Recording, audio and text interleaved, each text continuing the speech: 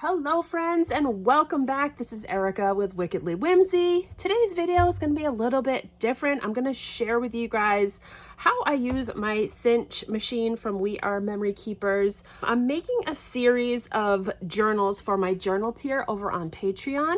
And I'm doing these little laminated journals like you see here. And I'm going to just show you how I'm going to bind them together using the Cinch machine. Before we get started, hit that subscribe button down below, turn on the little notifications bell so you're notified whenever I post a new video, and feel free to give this video a big thumbs up. All right, let's get started.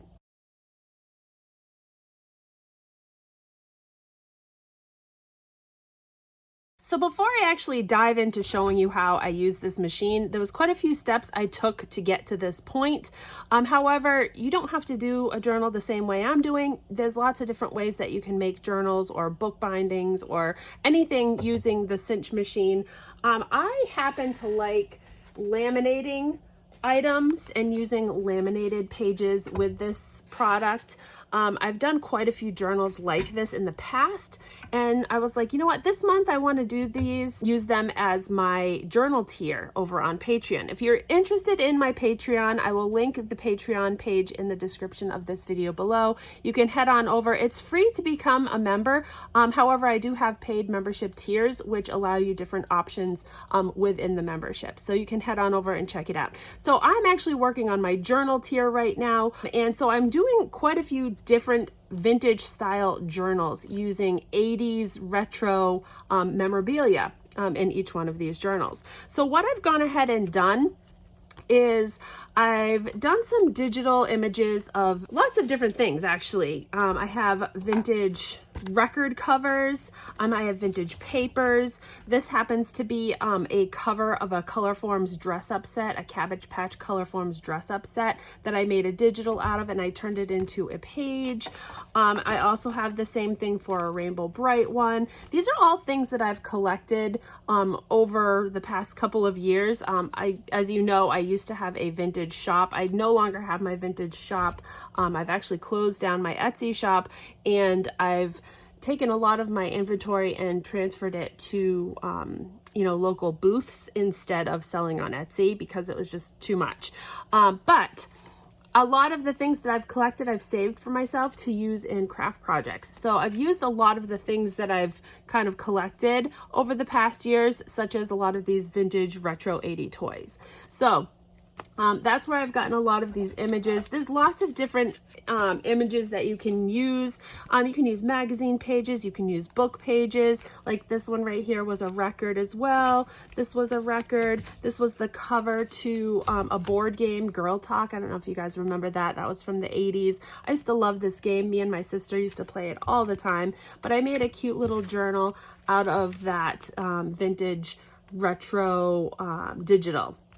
So, like I said, I'm not going to really get into how I got to this point, but this is the point we're going to start because I'm going to basically show you how to use this machine.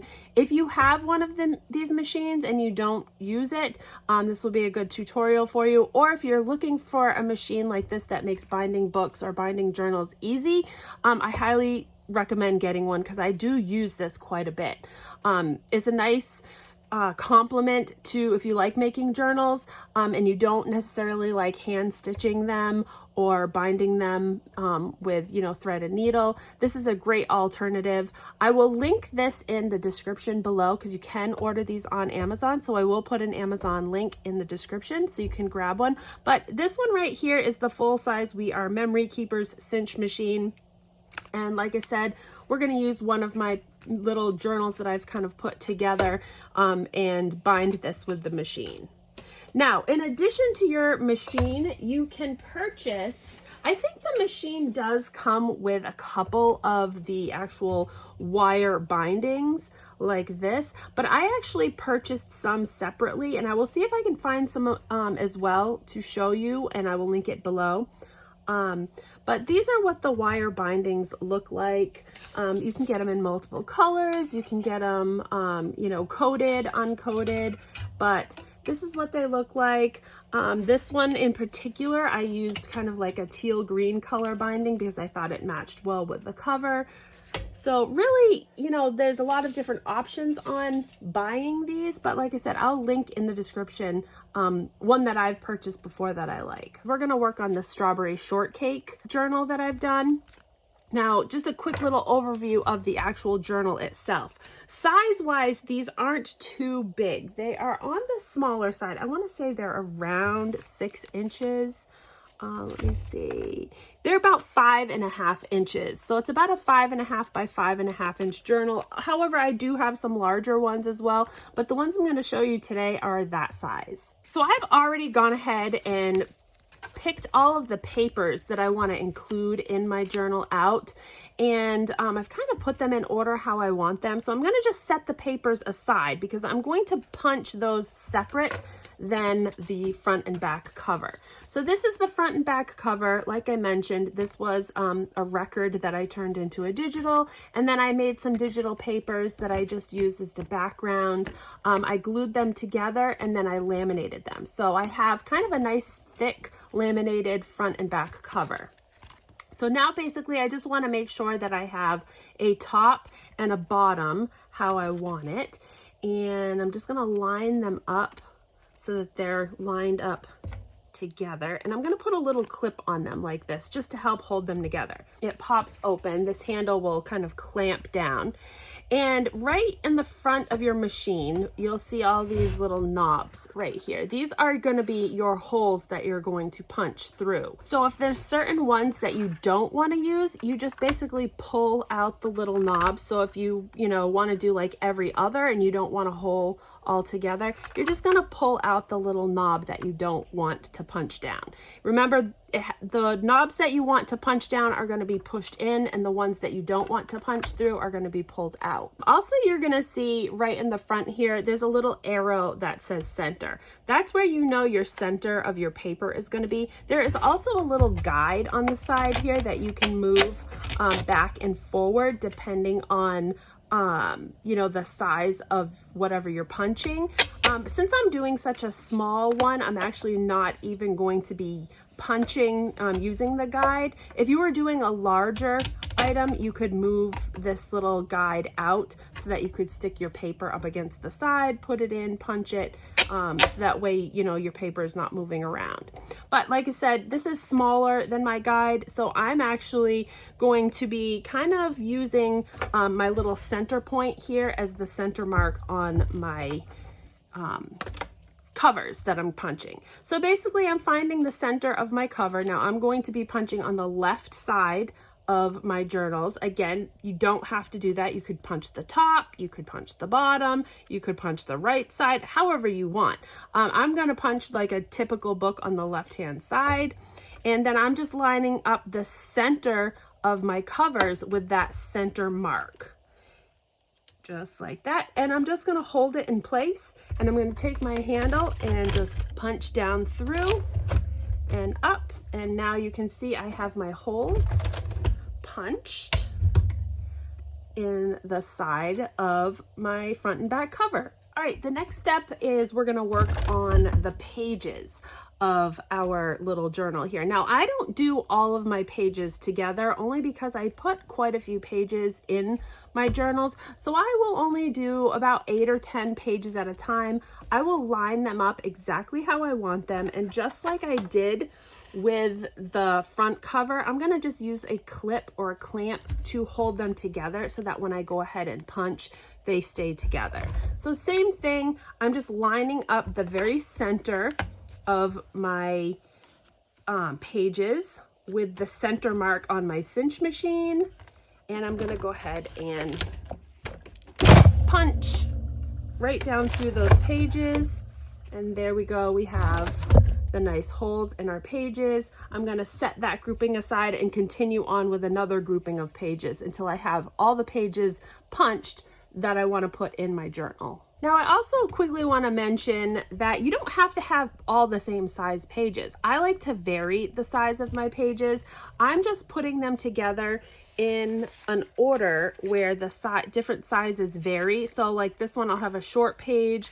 This one I'll have like a longer page, and I'm facing them down at the moment. So just as I'm putting them in here, but I'll just use different pages that I like. I'll layer up different sizes and shape pages. Like this one is a reading list. I'll layer that up, and I just kind of try to center all of them so that the sizes vary. I do want to make sure that they're going the right way. So again, make sure your pages are going the right way before you punch your holes. So again, there's another little grouping of pages that we can punch. And again, I want to just make sure that they are all nice and lined up the way I want them.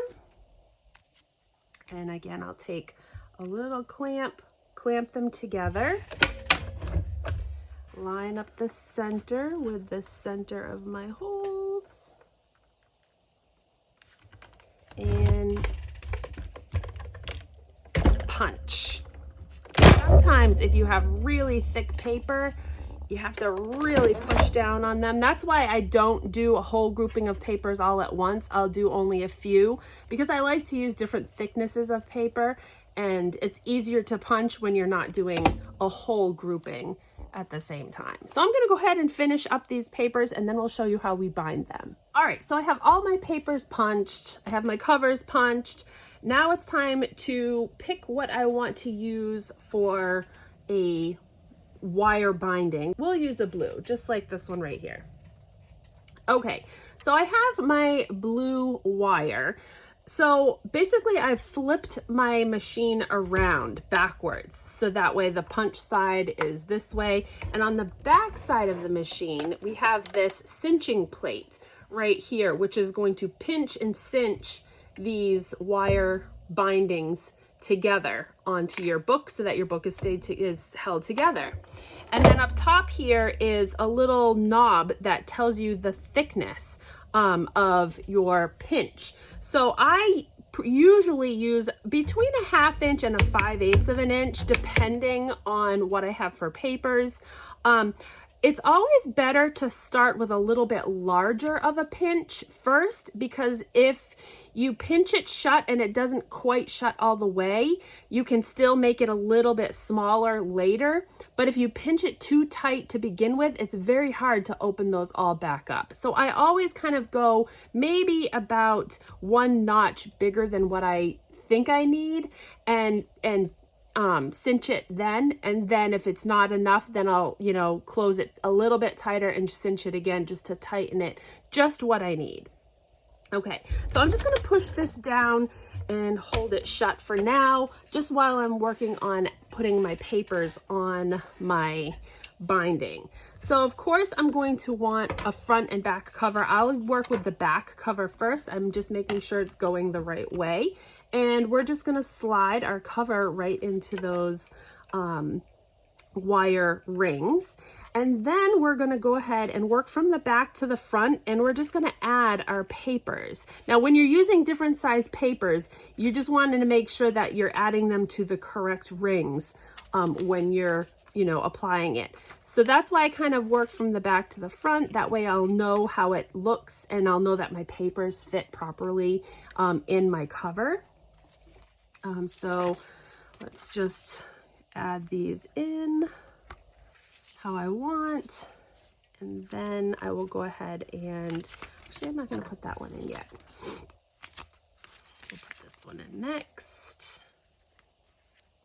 See, sometimes if you put them in and you're not putting them in the right hole, it will be too high and it will pop out the top of your page. So that way you want to make sure that you have them all lined up within your covers. That's kind of why I do them ahead of time. Also, once you have a few of them in, I take some wire snips and snip off the excess wire, just so that I don't have all this excess wire hanging around. That way I only have the wire that I need. All right, so now I'll go ahead and continue adding in my pages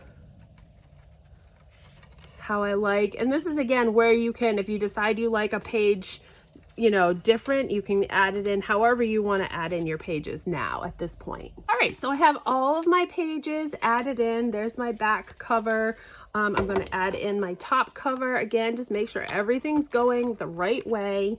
So now you can see here's my front, here's my back, here's all of the pages the way that I want them. And now it's time to cinch this shut so that way the pages don't come undone.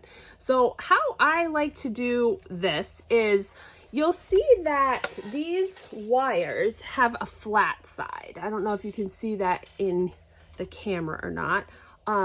But you see how there's like a flat side? You have the open side and you have the flat side. The flat side you always want to have facing your body when you're doing this. And the open side you want to have pushed up against the back of the cinch. So I'm going to go ahead and open up my cinch again. Let me just move this forward as best. I don't have a whole lot of room here. I am so looking forward to a new craft studio. We are literally in the process of moving. I have half of my stuff here, half of my stuff at our new place.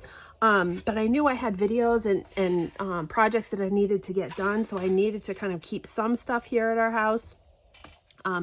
But I don't have a lot of room. Okay, so now again, keeping that flat side towards you and the open side away from you, you're going to kind of push that right up against the back of the plate where your cinch goes up and down. So your closed rings, these are the closed rings right here, are going to be at the bottom, and your open rings or your prongs are going to be at the top. All right, so just push that open section up against the back. Make sure you have your setting where you want it, and then you are just going to carefully, slowly push that down, and it will cinch those pieces together. Now, as you can see, I did a little bit larger than what I need, and you can see I still have a little bit of an opening right here where the pages can come out. So I'm going to close it a little tighter. I was at 5/8 of an inch. I'm going to go kind of in between 5/8 and 1/2 and do the same thing. Just push that right up against the back and just very slowly push that down just to close off that opening so your pages can't get out. See how it's nice and sealed shut now? Now you can open and close your booklet without your pages flopping off of that binding. So very easy. Another thing that I like to do to kind of finish this off is to take my little pliers here. These are just little needle nose pliers, and right where I snipped off those edges, I just like to turn those in with my needle nose pliers. Just make a little loop and turn those in, just so that they're not poking out. And also, if you do turn those in, it also makes a nice little ring if you want to attach a charm on your binding at some point. So I do that to both sides. I'll just turn those little edges in. That way you're not catching yourself on an edge. And there you go. There is your journal using the Cinch press. Hope you guys enjoyed this video. I hope it was helpful in making journals or books or whatever you want to make. Be sure to go over and follow my Patreon. Again, it's free to become a member, but you can also participate in the tiered memberships as well if you want to be included in digitals and monthly mailouts and all of that. I will link that in the description below, and give this video a big thumbs up. Subscribe for more videos to come, and we'll see you again real soon. Take care.